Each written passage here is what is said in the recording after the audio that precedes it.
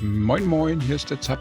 In diesem Drone Swarm Review erkläre ich dir, worum es in diesem Echtzeit-Strategiespiel geht, wie es sich spielt und ob ich damit Spaß hatte. Am Ende gibt es auch eine Wertung von mir, aber vor allem möchte ich dir alle Infos geben, damit du für dich selbst entscheiden kannst, ob das Spiel etwas für dich sein könnte. Ich habe ein kostenloses Testmuster vom Publisher bekommen, mein Dank dafür. Dies wird aber keinen Einfluss auf meine Wertung haben, da ich alle Spiele immer mit dem Gedanken im Hinterkopf teste, wie würde ich mich fühlen, wenn ich den vollen Preis bezahlt hätte. Hintergrund: Das Spiel wird von Still Alive Studios aus Österreich entwickelt und von Astragon Entertainment gepublished. Still Alive hat unter anderem den Bus Simulator 18 entwickelt und auch das witzige Polizei- und Feuerwehrmanagement-Spiel Rescue HQ. Falls du das letztere nicht kennen solltest, verlinke ich dir mal mein Review dazu unten. Mit Drone Swarm wagt sich das Studio nun in das für sie völlig neue Genre der Echtzeitstrategie. Und anders als in den bisherigen Spielen erzählt Drone Swarm dabei auch eine zusammenhängende Geschichte während der umfangreichen Kampagne. Schauen wir also, wie erfolgreich dieser Schritt des Studios in völlig neues Gebiet ist. Drone Swarm Spieltyp: In Drone Swarm sind wir der Captain eines riesigen Raumschiffs, das von einem Schwarm Drohnen umhüllt wird. Wie genau es zu den 32.000 Drohnen kam, erzähle ich später im Abschnitt Story. Wichtig ist jetzt erstmal nur, dass wir diese Drohnen steuern und in den Kampf schicken können. Bei der Steuerung des Schwarms hat sich Still Alive etwas sehr Ungewöhnliches ausgedacht und es funktioniert auch erstaunlich gut. Wir können mit der Maus Linien und Kreise in das Weltall zeichnen und unsere Drohnen fliegen dann diese Linien entlang, und wenn sie bei diesem Flug auf feindliche Einheiten treffen, verursachen sie Schaden bei den Gegnern. Die Länge der Linien bestimmt dabei ungefähr, wie viele Drohnen wir aus unserem 32.000er Vorrat aussenden. So können wir also mit einer sehr langen Linie 10.000 oder mehr auf einmal auf einen Gegner hetzen, können aber auch mit mehreren kurzen Strichen unterschiedliche Trupps aussenden und so den Gegner von mehreren Seiten angreifen oder dafür sorgen, dass er nicht so leicht ausweichen kann. Dazu kommen dann noch verschiedene Varianten und Muster. So können wir unsere Drohnen nicht nur auf Angriff schicken, sondern wenn wir vorher W drücken, können wir sie auch eine Schutzmauer errichten lassen. Diese bleibt dann einige Zeit bestehen und schützt unser Hauptschiff oder eventuell auch verbündete Einheiten. Zusätzlich können wir auch einen Schwarm so befehligen, dass er Gegner nicht nur angreift, sondern eine Art Schubsattacke fliegt. So können wir Raumschiffe von ihrem Kurs abdrängen, ihren Abstand zum Hauptraumschiff vergrößern oder sie in Anomalien drängen, um damit ihre Schilde oder aufladbaren Skills abzubrechen oder sie ganz zu zerstören. Dazu kommen dann im Laufe der Kampagne noch zahlreiche Verbesserungen, passive und aktive Skills, Waffen-Upgrades und zahlreiche Verbesserungen für unser Hauptraumschiff. Gameplay, Kampf und Missionen. Die Kämpfe laufen dabei immer so ab, dass unser Hauptraumschiff mit einem Hyperraumsprung im System ankommt und dann mehr oder weniger in der Mitte der Karte steht. Das große Raumschiff ist dabei nicht manövrierbar. Es reist nur per Hyperraumsprung und diese sind Anfang und Ende einer Mission. Die Weltraummaps sind im Endeffekt 2D-Karten. Durch die statische Basis geht das Gameplay von Drone Swarm auch ein wenig in die Richtung eines Tower Defense oder Hold the Base Spiels. Aber Still Alive hat sich hier sehr viel Mühe gegeben, dies nicht eintönig werden zu lassen. Zum einen wird das Mutterschiff natürlich oft 360 Grad von allen Seiten angegriffen. Und dazu gibt es 3 verschiedene Alienrassen, die miteinander und mit uns im Krieg liegen. Diese Aliens verfügen alle über sehr unterschiedliche Raumschiffe mit Besonderheiten und eigenen Verhaltensmustern. Und manchmal geraten wir in Kämpfe zwischen den Rassen und verteidigen die eine Seite gegen die andere. Hier müssen wir dann nicht nur unser Hauptraumschiff beschützen, sondern gleichzeitig auch noch ein oder mehrere Verbündete abdecken und die Angreifer vernichten. Gameplay, Steuerung. 32.000 Drohnen zu steuern ist eine besondere Aufgabe. In vielen Echtzeitstrategietiteln geht es bereits ziemlich schnell drunter und drüber, wenn man nur 32 Soldaten richtig strategisch positionieren will, und hier sind es 1000-mal mehr. Insgesamt ist die Steuerung auch hier etwas hektisch. Man muss so einige Klicks und Mausbewegungen machen, um den Drohnenschwarm im Kampf zu halten. Und die Präzision der Bewegungen ist dabei sehr entscheidend. Leider fliegen die Drohnen manchmal nur so ungefähr dort, wo man eine Linie gemalt hat, entlang. Dadurch geht hin und wieder ein Angriff ins Leere. Dies passiert allerdings sowieso oft genug, da die Gegner sich logischerweise meistens schnell bewegen. Durch die indirekte Steuerung des Schwarms muss man sozusagen immer etwas vorhersehen, wo ein Gegner wohl sein wird, bis der Schwarm dorthin geflogen ist. Vorausschauendes Schwärmen ist hier angesagt und das muss man erstmal üben. Gut, dass es eine Taste gibt, die alle Drohnen nach Hause ruft und auch eine, mit der man zum Beispiel eine Schutzwand wieder abbauen kann. Denn wenn man erstmal alle Drohnen unterwegs hat, steht man etwas schwach da und muss sonst erstmal warten, bis sie wieder zur Station zurückkehren oder halt gezielt einzelne Schwärme zurückrufen oder alle. Oft würde ich mir wünschen, ich könnte die Basis bewegen. Immerhin kann man die Kamera drehen, aber leider nicht kippen. Aber hier fehlen dem Spiel die technischen Voraussetzungen, um die Tiefe des Raums wirklich darzustellen.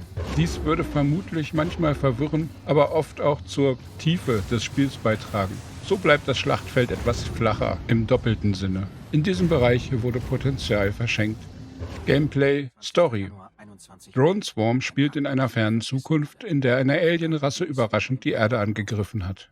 Bei der verzweifelten Verteidigung hat die Menschheit all ihre Atomraketen abgeschossen. Damit wurden zwar die Angreifer außer Gefecht gesetzt, aber gleichzeitig auch die Erde unbewohnbar gemacht. Die Menschheit der Zukunft hatte teilweise psionische Kräfte entwickelt. Sie können also Gegenstände per Gedankenkraft bewegen. Ein wagemutiger Psioniker übernahm dann mit seinen Kräften die Reste des Alienschiffs. Daraus wurde mit einigen Anbauten dann das Kampfschiff Argo, die einzige Hoffnung der Menschheit, einen Ersatzplaneten zu finden. Als Verstärkung wurden 32.000 weitere Psioniker rekrutiert, von denen jeder einzelne mit einer Kampfdrohne geistig verschmolzen wurde. Auf der Argo befinden sich also eine kleine Mannschaft und die 32.000 Körper der Psioniker im Kälteschlaf. Mit diesem interessanten Einstieg beginnt die Kampagne und wir steuern die Argo und den Drohnenschwarm in unbekannte Sternensysteme auf der Suche nach einer Ersatzerde. Dabei werden wir in eine verstrickte Geschichte und einen Krieg zwischen zwei Alienrassen und einer dritten KI-Roboter-Fraktion verstrickt. Drone Swarm Kampagne. Die Kampagne ist in enorm viele verschiedene Maps unterteilt, die durch Cluster in Kapitel geordnet sind. Von diesen Missionen gibt es wirklich eine erstaunlich große Menge. Ich war da sehr überrascht. Allerdings liegt die Spieldauer dieser Karten auch meistens nur zwischen 1 bis 5 Minuten. Der Schwierigkeitsgrad lässt sich jederzeit aus 3 Stufen auswählen. Drone Swarm bietet hier kurze, aber knackige Kämpfe und durch die geringe Dauer der Karten kann man sich das sehr gut einteilen, auch wenn man mal nicht so viel Zeit am Stück haben sollte. Die Missionen sind dabei übrigens nicht völlig linear angeordnet. Häufig können wir aus mehreren Missionen auswählen, welche wir zuerst machen wollen.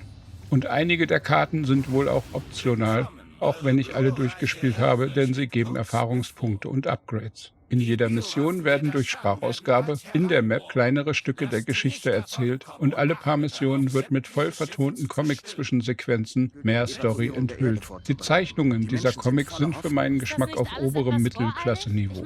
Nichts, was einen völlig aus den Socken haut, aber absolut annehmbar und die Geschichte ist bis auf ein paar kleine Ausnahmen auch plausibel und glaubhaft erzählt. Technik, Grafik, Sound. Drone Swarm wurde mit der Unity Engine entwickelt. Diese bietet ansehnliche Grafik, flüssige Effekte und einen stabilen Unterboden für das Spiel. Die Grafik ist okay. Hier wird das Rad nicht neu erfunden und es entstehen nur selten wirklich beeindruckende Szenen. Die Animationen des Schwarms sind sehr gut gelungen. Der Hauptdarsteller im Spiel ist also durchaus das optische Highlight. Die Weltraumkarten sind teilweise etwas zu stark wiederholend und die enorm große Anzahl an gegnerischen Raumschiffen ist durch kaum vorhandene grafische Details schwer zu unterscheiden. Hier merkt man dem Spiel das vermutlich kleine Budget an. Man hatte zwar sehr viele Ideen, aber wohl auch wenig Mittel, diese vielen Varianten dann auch alle mit eigenen Grafiken zu versehen. Die Vertonung der Kämpfe geht in Ordnung, die Musik ebenfalls. Hier hatte ich nie das Gefühl, dass etwas fehlen würde. Aber es gab auch keine herausragenden Momente, wo man gebannt gelauscht hätte. Die Voice-Over der Crew und gegnerischen Figuren sind enorm zahlreich und durchweg in einer akzeptablen Qualität. Captain, die Boer haben endlich die Koordinaten für Neu-Erde geschickt. Für einen kleinen Titel hat man hier alle Register gezogen. Da war ich sehr überrascht. Die Animationen in den Cutscenes sind eigentlich aus schicken, handgezeichneten Comicbildern gemacht. Diese werden hier und da bewegt, überblendet, das passt alles soweit. Leider hat man dann teilweise versucht, den Gesichtern Gesichtsanimationen aus 2 bis 3 verschiedenen Zeichnungen durch Morphing zu verpassen. Und diese Effekte sehen für mich eher misslungen aus. Nur mit reinen Standbildern ohne diese merkwürdigen Gesichtsverunstaltungen wären die Storysequenzen durchweg besser gewesen für mein Empfinden. Drone Swarm bietet Voice-Over in Deutsch und Englisch und die Texte sind in 13 verschiedenen Sprachen verfügbar. Die deutschen und englischen Texte sind dabei gut zu verstehen und zu lesen. Über die Qualität der anderen Sprachen kann ich leider nichts sagen. Meinung und Fazit. Da ist das nächste Drone Wrack. Swarm hat ein sehr originelles und einzigartiges Konzept, das wirklich Spaß machen kann, wenn einem das Setting und die Steuerung gefallen. Die Drohnensteuerung ist meist sehr eingängig und die Kämpfe sind strategisch zwischen leicht und super knifflig verstreut. Hier fragt man sich aber manchmal, ob man nicht irgendwelche zusätzlichen Erklärungen bekommen könnte. Denn das Balancing mancher Missionen ist noch etwas merkwürdig für meinen Geschmack. Manchmal springt man in eine Mission und nach 60 Sekunden sind alle Gegner tot und es geht sofort weiter.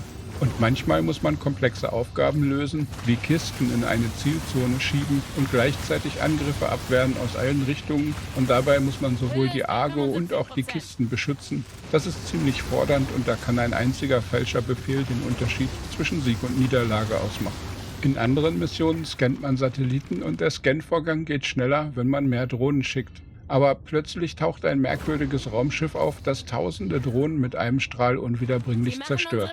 Dadurch kann man so einige dieser Missionen auch als eine Art Puzzlerätsel betrachten. Denn lösbar sind sie wohl alle, man muss nur erst die richtige Kombination aus Angriffsvariante, Skill und Flugform finden, die dann die Nuss am Ende doch knackt. Hier braucht es für meinen Geschmack entweder ein besseres Balancing oder zumindest eine klarere Erklärung. So könnte man dafür sorgen, dass man derartige Missionen absolvieren kann, ohne 10 bis 15 Mal mit Trial and Error verschiedene Vorgehensweisen auszutesten. Weil es ist zwar motivierend, wenn man nicht alles auf Anhieb schafft, aber immer und immer wieder zu scheitern und die Mission komplett neu zu starten, dagegen etwas frustrierend. Naja, immerhin kann man die Dialoge überspringen, damit man sich das nicht auch 10-mal anhören muss. Und notfalls hilft ja auch der Regler für den Schwierigkeitsgrad. Vermutlich wäre manche Mission auch etwas klarer, wenn die Skills, Upgrades und Erweiterungen etwas besser erklärt und beschriftet wären. Ein Riesenfortschritt wären einfachere Vergleichsmöglichkeiten zwischen den Waffen. Leider wird dabei nur schwammiger Text verwendet,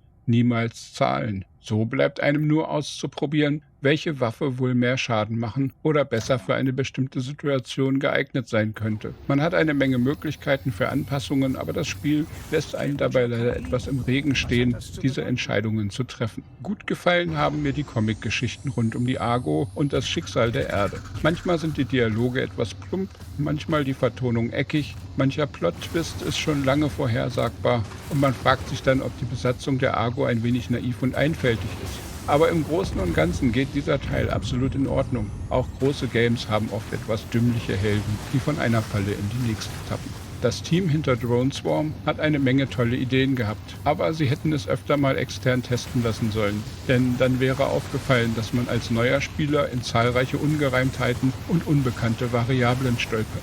Und es ist manchmal ganz nett, etwas auszuprobieren, aber bei den vielfältigen Möglichkeiten, die Drone Swarm bietet, kann man leicht überfordert werden. Hier mangelt es einfach an vernünftigen Erklärungen, Tipps für den Spieler, wie die kniffligeren Teile gelöst werden sollen und Vergleichswerten für Skills und Items.